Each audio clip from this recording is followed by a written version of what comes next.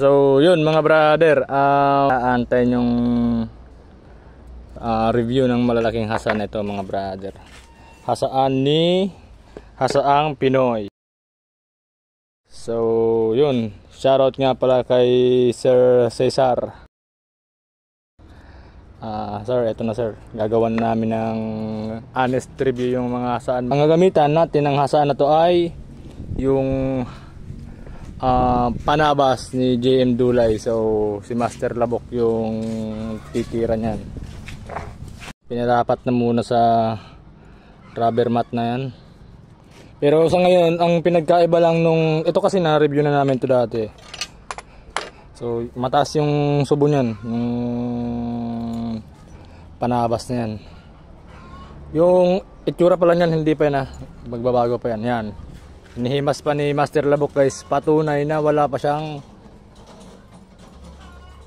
talas talaga. So babagnasin niya yan sa 600 to 800 grits na to. Pero sa ngayon ang pinagkaiba lang dun sa dati naming pag-review, hindi kami nagbabad sa tubig. So sabi ni Sir Cesar, Singer oil daw. So let's G!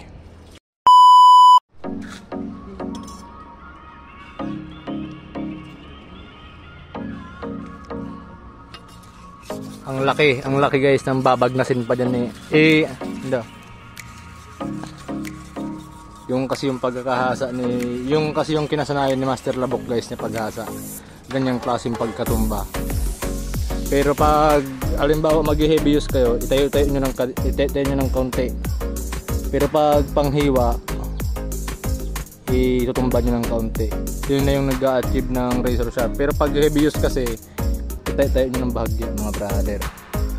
So sige Bok, ikaw bahala kung anong gusto mong tayo. Tagal-tagal yung ang gagamitin niyang pulang yan. So parehas lang siya dun sa una naming ni-review mga brother. Wala siyang putik hindi siya nagpuputik. Yung itim-itim na nakikita nyo, yun na yung carbon na yan na galing dito sa pagsubo namin. Naka-oil quench to So sige Bok, napakadulas niyang hasain. Ang tagal ng bagnasan niya mangyayari dyan mga brother. So antayin na natin yan hanggat sumipis yung edge. After neto, ito yung last. So yun, check natin si Master Labok kung okay na. Nagpapawis na boy. Yan, ano Bok? Nabagnas na. Ito rin. Pa-player na. So yun, magpapalit na kami guys ng 1K grit. Okay, banat. Ganda talaga ng hasan no. Pag talagang napupuruhan yung ano niya, ito. May mga usok-usok na nakikita. Siyempre maganda rin yung bakal natin sa tunog pa lang sa saan. Ayun o.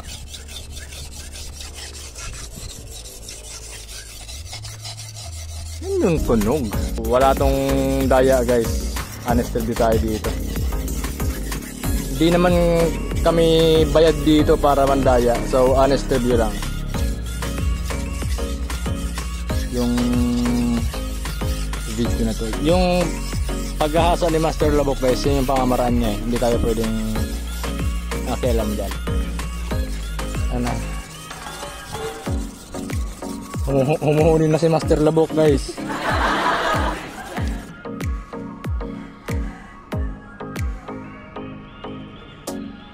Yun kumakapit na pero hindi pa yan guys razor sharp. Matalas na yan kung sa matalas. Rico, grabe yung baon. Buhay yung nyug na yan 100 lang itinaga. Yung kasi yung request ng may-ari ng panabas na yan, pwedeng gamitin in 1 hand.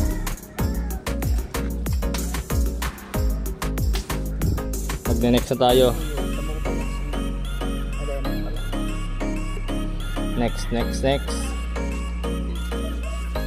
Yun guys, ang dulas talaga pag ganito makasang subo. Ang dulas niyang hasain sa ganito. Walang sabit guys. Ang ganda talaga ng quality ng hasa na to.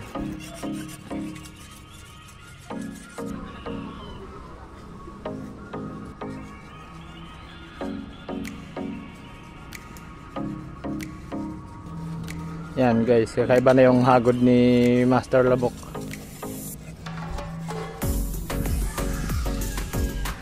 Okay. Okay, check.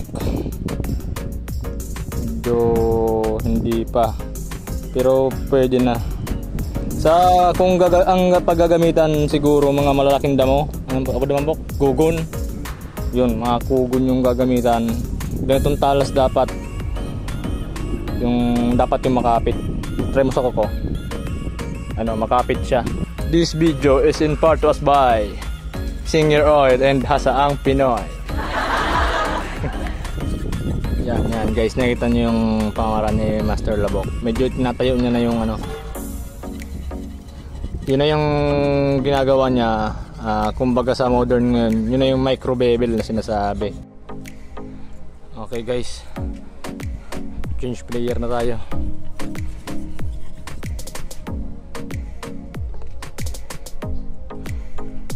Maganda rin yung may ganito talaga, oh. Walang galawan yan guys. Tapos Singer Oil, banat. Ito na yung huling yugto guys. Hindi tayo gagamit ng leather. Wala, yan na yan talaga. Kung anong kalabasan yan, yan na yun. Yan, iba, parang labahan na siya mag-asa mga bro. Pero papalabasin namin yung panabas na yan guys. Hindi ganyan. Makintab, papakintabin namin yan. So yung review na to, sa talas lang talaga to guys. So yun, matagal-tagal din na nagantay. Sige Bok, talas check tayo. Kung anong kalabasan yan, yan na yun. So dyan sa kahoy na yan, pwede na dyan. Ay, talaga. Oo, bakit razor sharp test naman sa bigote mo. Sa bigote niya sana, kaso ayaw eh. So, papel naman.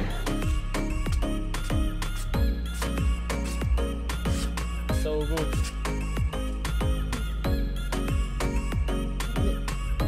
Ayun mga brother. So tapos na yung hasaan check natin mga brother. Pag nag-share ka ng video na to, ito yung mapapanalunan mo pag napili kita or ni Sir Sartayaw. Shoutout sa may-ari ng Panabas, Sir JM Dulay. And yun, to God be the glory. God bless us all. Thank you.